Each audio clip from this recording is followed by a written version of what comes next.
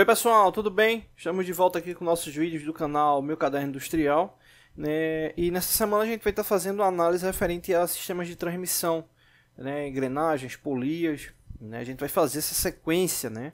Então vamos começar aí com essa parte de engrenagem, né? Aqui a gente está simulando um sistema, né, de duas engrenagens de dente reto, né? Aqui a gente tem a engrenagem 1, a gente está chamando aqui de engrenagem Z1. Essa engrenagem Z1 possui 16 dentes, módulo 2. Né? A outra engrenagem, ela está aqui com Z16, mas não é Z16. Vou até contar aqui a quantidade de dentes dela.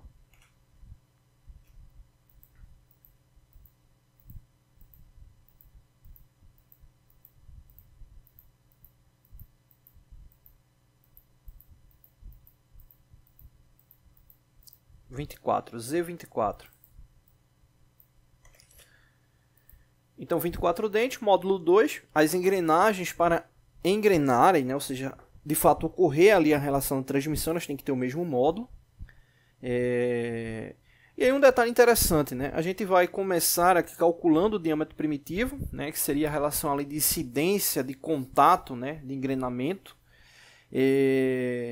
Só que tem um detalhe importante que é o seguinte, né? Quando a gente vai montar um projeto de um sistema, né, a gente tem alguns dados ali importantes. Exemplo, nesse caso aí, sistema de engrenagem. O torque, a relação proporcional, né, que a gente vai estar falando também. Né, e fora esses dois, né, torque e a relação proporcional, o torque está ligado à força, beleza. Quando eu falo relação proporcional, é o seguinte, é a relação proporcional do deslocamento. Né? Exemplo, se essa engrenagem menor, né, com menor número de dentes, está transmitindo o movimento para a engrenagem com maior número de dentes, o que é que acontece? Essa engrenagem menor, quando ela completar uma volta, essa outra engrenagem aqui com maior número de dentes, ela não vai completar uma volta. Então existe uma relação proporcional, né? Ou seja, de ampliação de transmissão de velocidade ou redução. Né? Vai depender ali do ponto inicial ali de rotação, né? Enfim. A gente não vai focar nisso agora, mas a gente vai falar sobre isso também. Só para ficar essa informação aí, quando a gente vai criar um projeto, a gente tem esses dois focos iniciais. Torque e a proporção. Né? Fora esses dois, vai entrar a questão de ruído, vai entrar a questão de temperatura, a própria disposição das engrenagens no mecanismo como um todo. Né? Então, não é algo que você vai fazer ali de forma tão direta, né?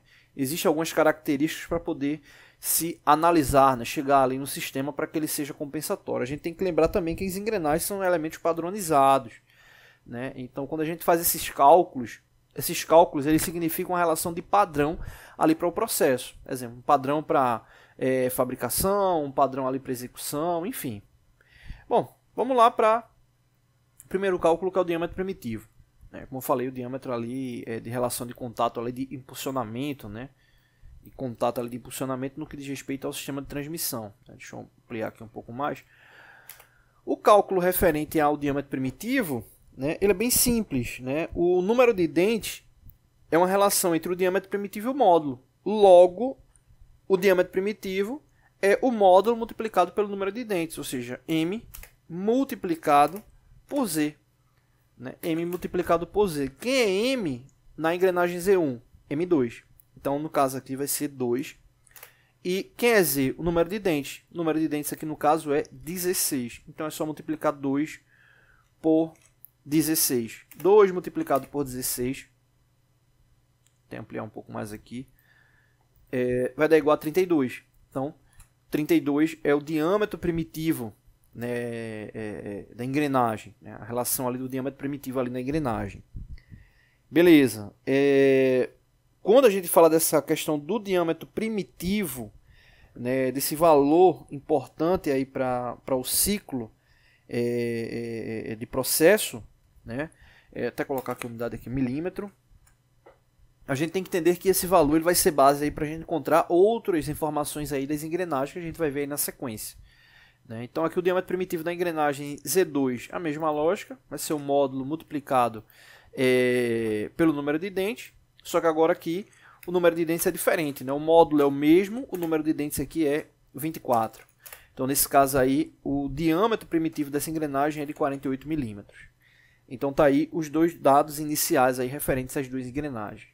Diâmetro primitivo da engrenagem Z2, diâmetro primitivo da engrenagem Z1, tá bom? No próximo vídeo, a gente vai verificar o diâmetro externo das duas engrenagens, né? Lembrando que o diâmetro primitivo ele é diâmetro de impulsionamento, né? Ou seja, ele fica aproximadamente aqui no centro, né? Entre o diâmetro externo e o diâmetro ali da raiz. No próximo vídeo a gente vai pegar o diâmetro externo, que é importante para a fabricação, que é o diâmetro do blank, né? Ou seja, o diâmetro do corpo ali da engrenagem, tá bom? Então a gente se vê no próximo vídeo. Valeu! Oi pessoal, tudo bem? Estamos de volta com nossos vídeos aqui da parte de metrologia, né?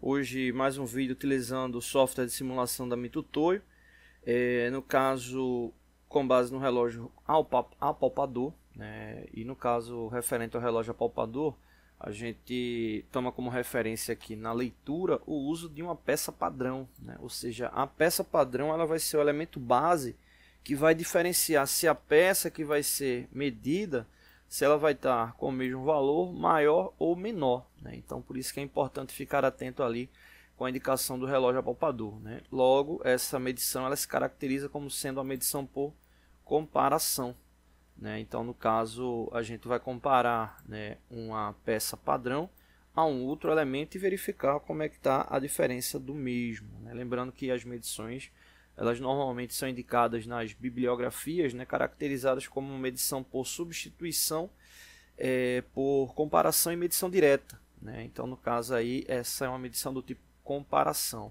Então, vamos aqui para exercitar, né, verificar aqui o elemento, né? Então, aqui no relógio apalpador, vou dar um zoom aqui para a gente poder ver melhor, que basicamente o que é que está acontecendo? A indicação da peça padrão, né, 5 milímetros e 590 milésimos, né, de milímetro.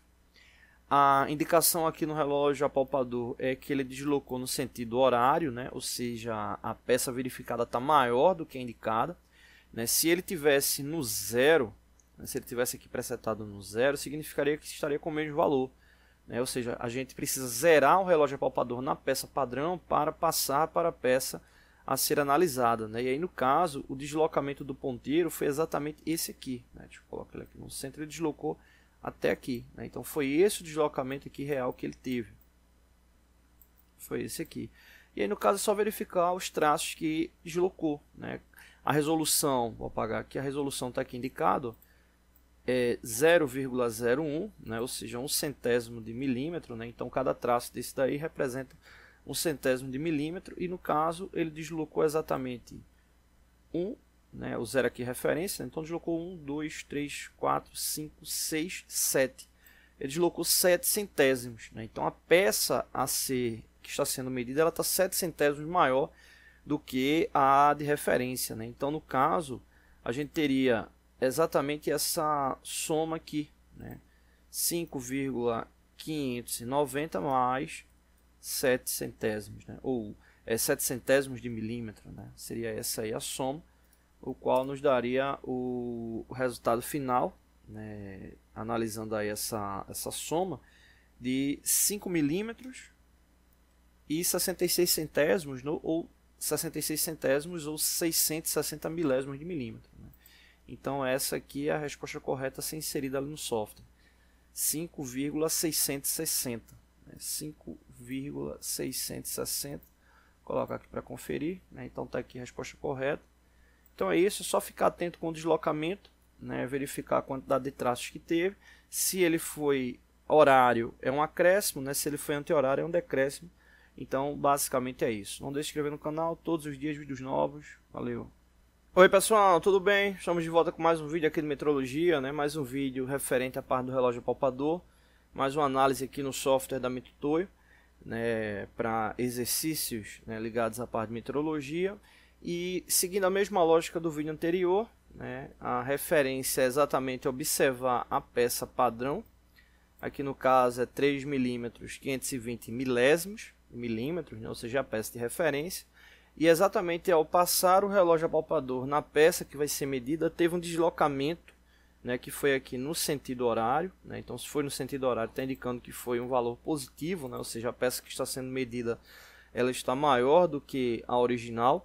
E aí no caso é só verificar o deslocamento que teve do ponteiro, né? No caso aqui a referência dele de set, né, seria no zero, né, de setagem no zero, então ele deslocou 10 centésimos, né? Cada traço desse representa um centésimo, haja vista aqui a resolução indicada dele, né? Então aqui do 0 para o 10 deslocou 10 centésimos ou um décimo, aqui deslocou mais 10 centésimos, né? Ou seja, esse deslocamento total de 20 centésimos, 21, 22, 23, 24, 25, 26 centésimos. Agora observa que o ponteiro ele não ficou alinhado precisamente nesse último traço aqui, que seria o do 27. Né? Então, nesse caso aí, a gente precisa observar que dentro desse espaço de um centésimo, a gente tem infinitas divisões. E no caso, se tratando da última casa aqui referenciada, seria a referência lá milesimal, né? Ou seja, o centésimo dividido em 10 partes, que daria um milésimo para cada. Né? Então, nesse caso aí, a gente pode tomar como referência também um valor milesimal. A gente sabe precisamente que se deslocou 26 centésimos de milímetro, né, mas ele chegou quase no 27, então a gente pode considerar aí um valor próximo, né, antes do 27, né, que no caso aí a gente teria mais 10 milésimos, então a gente pode considerar ali entre 6 milésimos a 8 milésimos, que é um valor considerável. Eu vou colocar 8 milésimos, né, o que nos daria aí mais 0,268, né, ou seja, mais 268 milésimos de milímetro. Então é só somar esse valor, 3,520, né, o valor padrão, mais 0,268 para a gente ter aí a referência, né? Ou seja, o valor final seria de aproximadamente 3,788 milésimos de milímetro, né? Haja visto o deslocamento que teve aqui do ponteiro partindo do zero até esse último ponto aqui, né? Se ele não considerar esse valor com os milésimos, é só considerar o valor ali com os 6 centésimos, né? Mas vamos colocar esse valor aqui de 3,788, haja vista que ele passou bastante ali do 26º centésimo, né? Então, vamos colocar aqui 3,788, colocar aqui para conferir. Então é isso, a resposta correta, 3,788, né? Levando em consideração que esse traço ali ficou próximo, né, do que seria 27 centésimos, mas não ficou alinhado precisamente, tá bom? Então é isso, não deixe de se inscrever no canal, todos os dias vídeos novos, valeu!